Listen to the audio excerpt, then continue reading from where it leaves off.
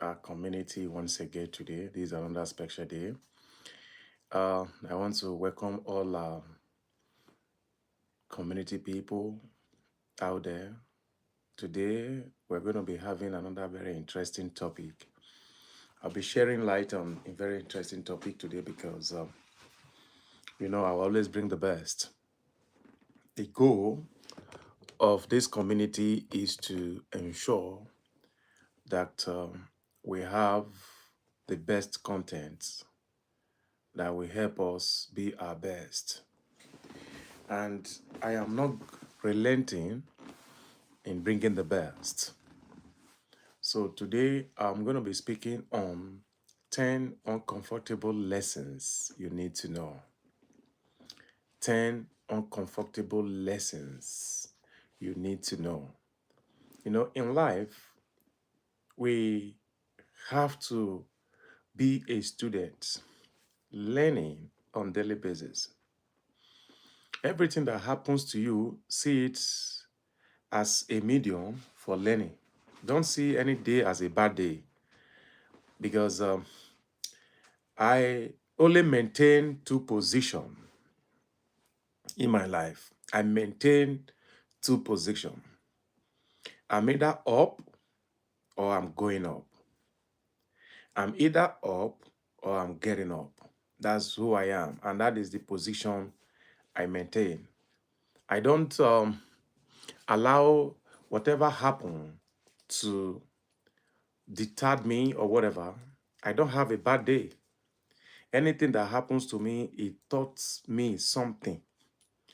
I always look out for lessons. What does this thing come to teach me is what I always ask myself. I don't really see it as a bad day. I say, what lessons should I pick out of this whole thing that happens today? But some people, they allow what happened to say it has spoiled my day. Why will you allow an event that happened within just an hour or a few seconds to spoil all the 24 hours that you have in a day, which it ought not to be? So don't let any event or anything that happens spoil your day. Always ask yourself, even bad, good, or ugly, look for lessons in them.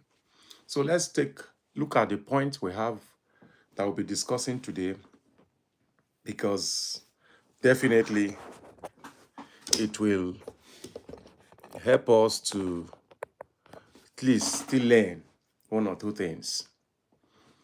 Regrets will haunt you more than failure.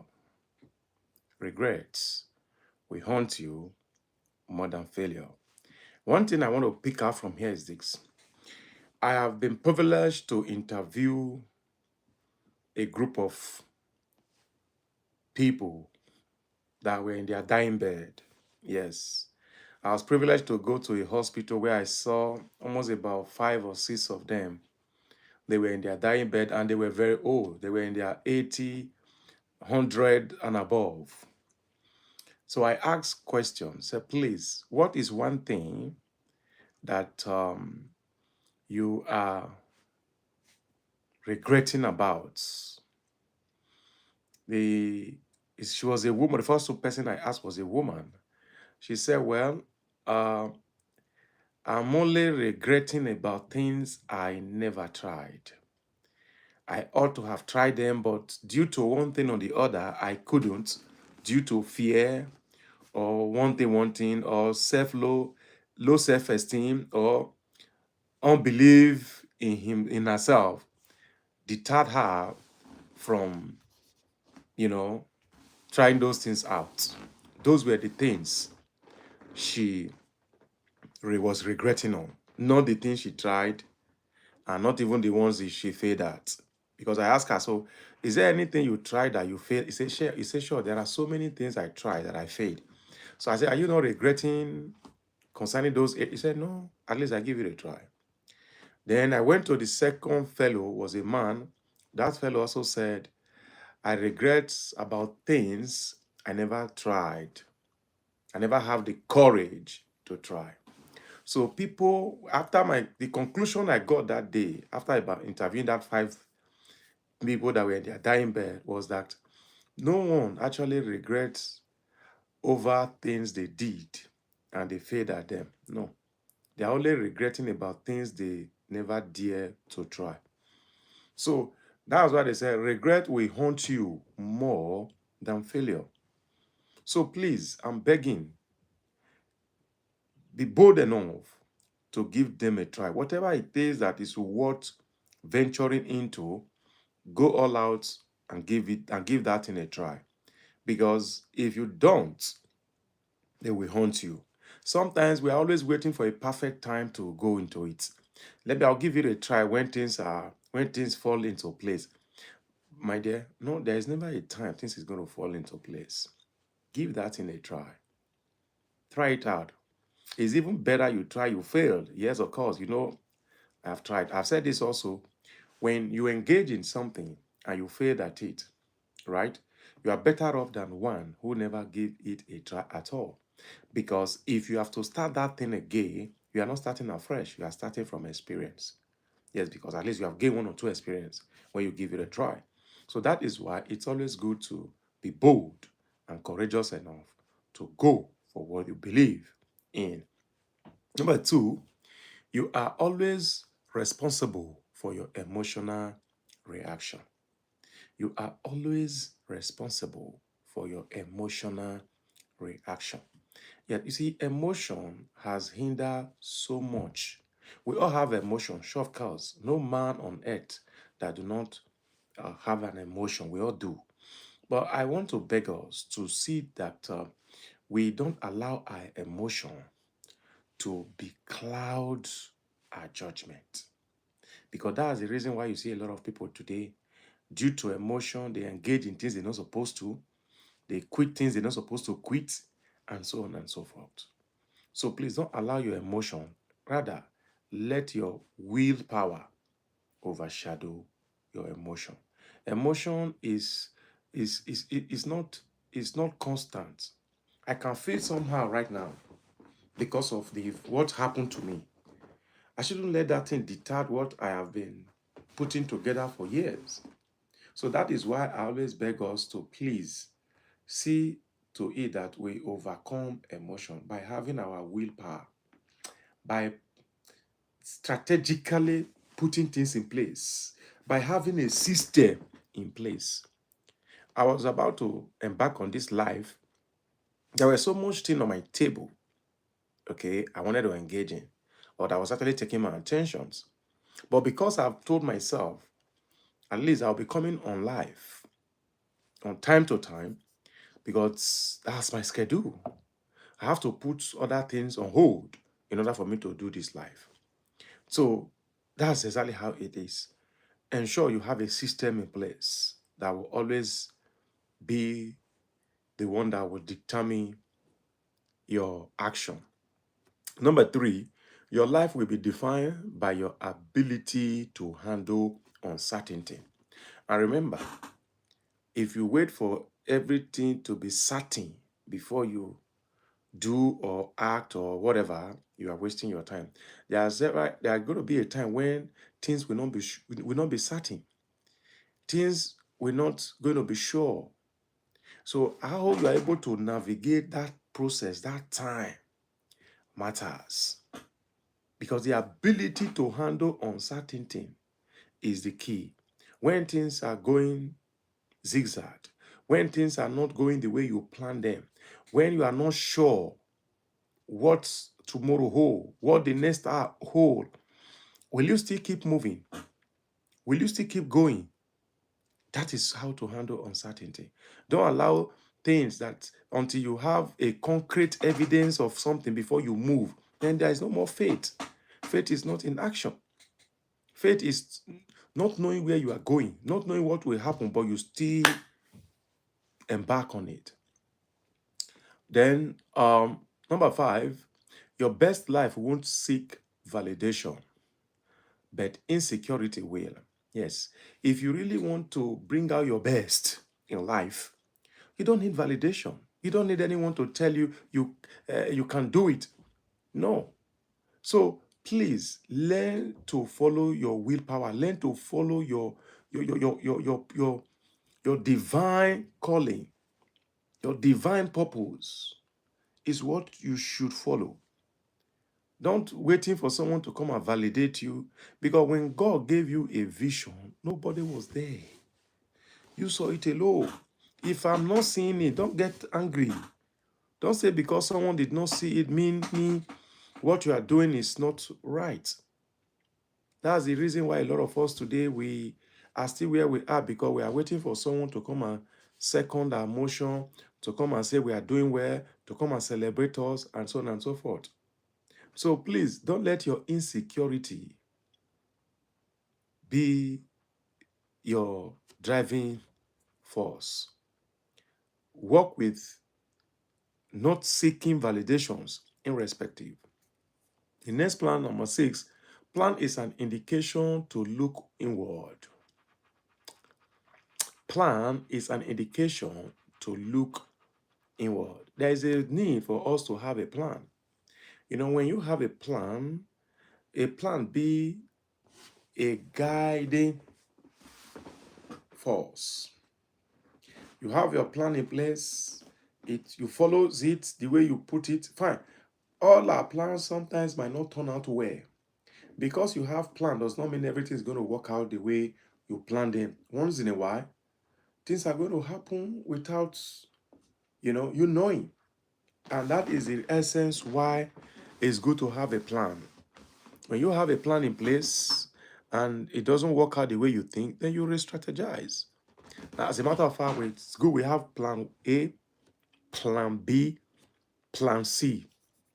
If plan A is not working, you can switch to plan B.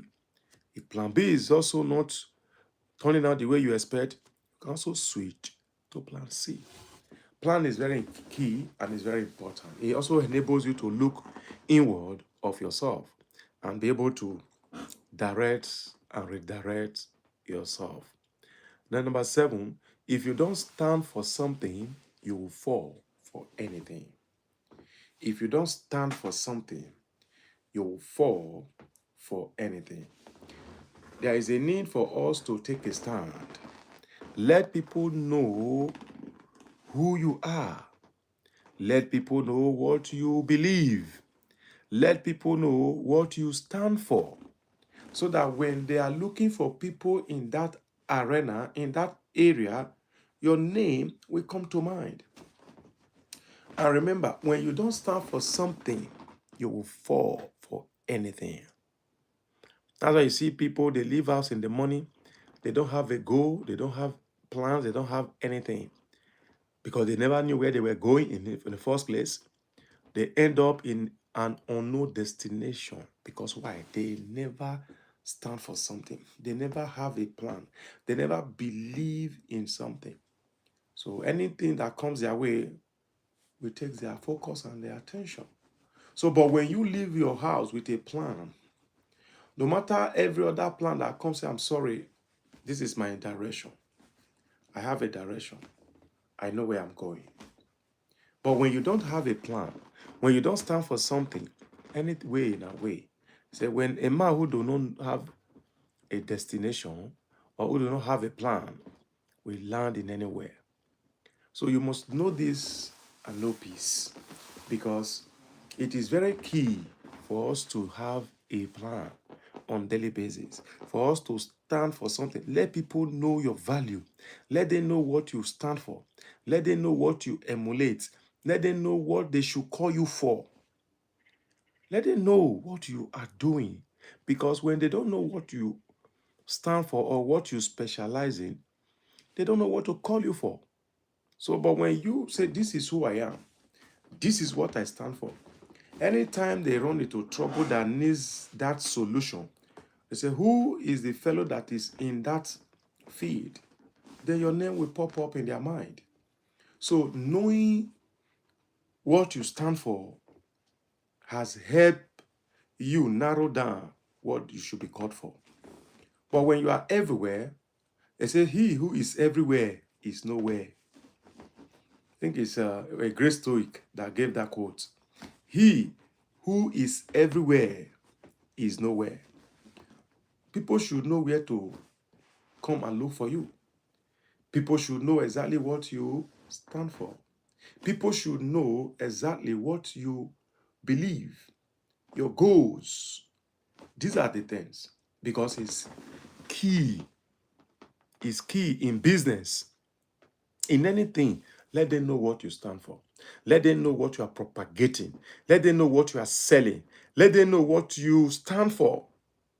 Very key, because if you don't stand for something, you will fall for anything. The next one is that your self-love must be stronger than your desire to be loved. I love this.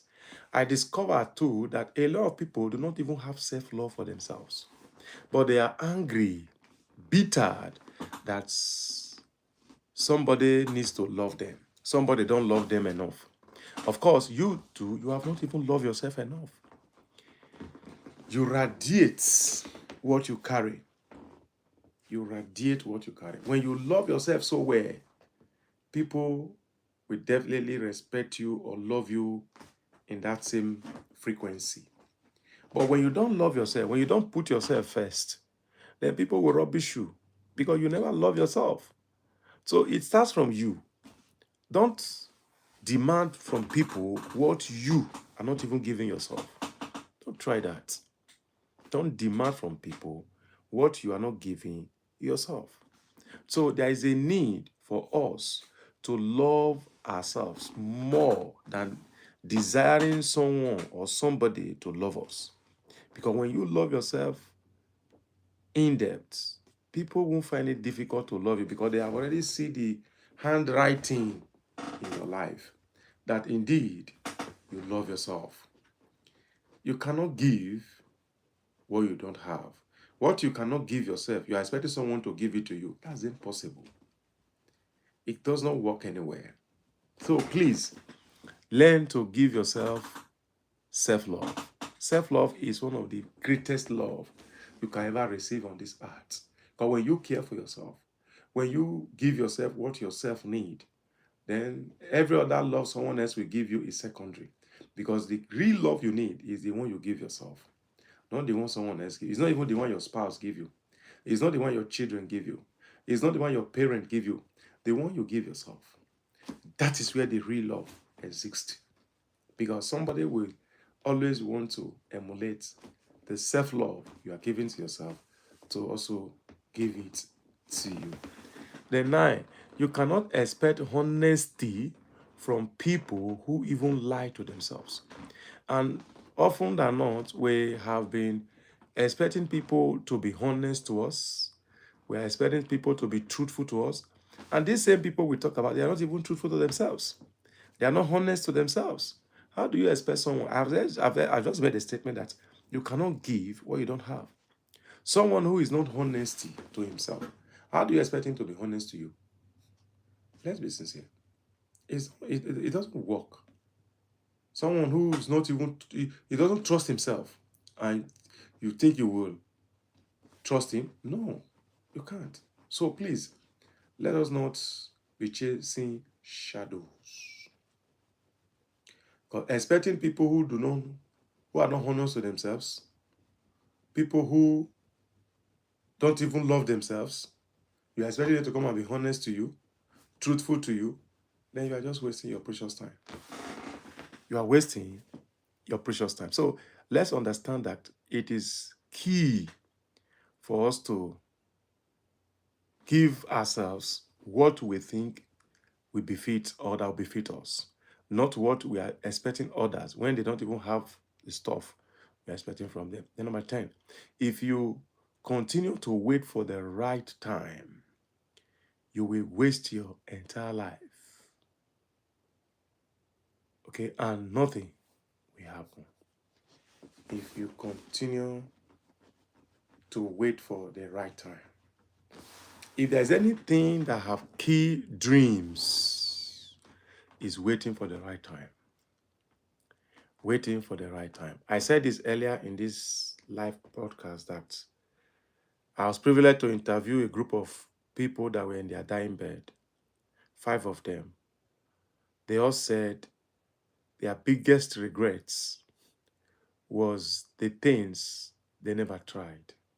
Not the one they tried and failed at. Their biggest regret was that they did not try things they ought to have tried because they were afraid or waiting for the right time, waiting for the time when everything will be perfect. But in this day, time has flied. They say, I wish I knew, I would have give it a try. So what am I saying in essence is that, you see, waiting for the perfect time is a time stealer because no time is going to be perfect. There is no time that's going to be perfect because you will always have something to look out for. You will always have something to do. You will always have something to attend to. That is exactly what life is all about. So for you not to regret, for you not to live in a regretful life, start now. Do it now. Embark upon it now. That's the only way you can conquer regrets. Because waiting for the right time is a scam. You will waste your entire life forever. Before you know, 50 will charm you. Before you know, you turn 60, 70, you are still waiting for the right time because there is always something to be attended to in one way or the other. That's the point of we have for today. And I believe that we have been blessed with this topic. Please, I would like you to like and also share this live podcast. Subscribe to us so that we'll continue to bring you great content like this. Share it to your friends and loved ones. Let them come and join us in this our community where we upgrade and develop ourselves to be the best version of ourselves. Whatever you want in life is possible if only you can believe. As a quote I love so much, if you think you can, you are correct. And if you think you cannot, you are also correct. Your mind made it so. Once again, I want to say thank you. God bless you. See you in my next life. Invite, like I said, invite your friends, share this, and subscribe so that let's continue to build ourselves in this great community of ours. God bless you.